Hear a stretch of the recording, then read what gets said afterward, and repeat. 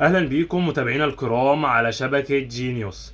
النهارده هنتكلم معاكم عن اخر الاخبار والتطورات اللي حصلت في اليابان الفترة الاخيرة. هنبدأ نشرتنا الاذاعية باعلان الصين وقف استيراد الاسماك خالص من اليابان بسبب المياه المشعة. تيجي تقول هو في مياه مشعة في اليابان؟ اقول لك اكيد في مياه مشعة في اليابان بسبب حادثة فوكوشيما، وده طبعا بعد ما اعلنت محافظة فوكوشيما بدء تسريب المياه المشعة في المحيط الهادي دوت بعد ما امتلأ اكتر من 1000 خزان بنسبة حوالي مليون طن من المياه المشعة عندهم. ولكن اعلنت السلطات ان هم هيقوموا بتخفيف نسبة الاشعاع في المياه المشعة، وكمان ضافوا عليها مياه البحر لتخفيفها اكتر واكتر وتسريبها للمياه. كمان اعلنوا ان ان المياه اللي هتكون مسربه بالاشعاع هيكون نسبه الاشعاع فيها قليله جدا ومش هتاذي الاحياء البحريه نهائيا.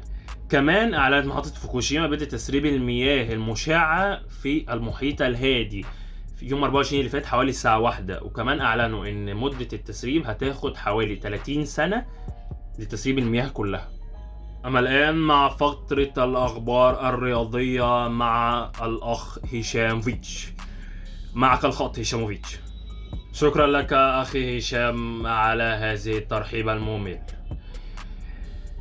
فازت اليابان على نظيرتها فنلندا في ضمن فعاليات كأس العالم لكرة السلة. بعد أن قامت اليابان كانت متقدمة في الأول، ولكن عادت فنلندا تأخرها وكان هناك فرق 18 نقطة لها. فعادت اليابان في نهاية الشوط الأخير وفازت في المباراة. يذكر أنها المباراة الأولى التي تفوز بها اليابان منذ عام 2006. أما الآن فقرة الطقس.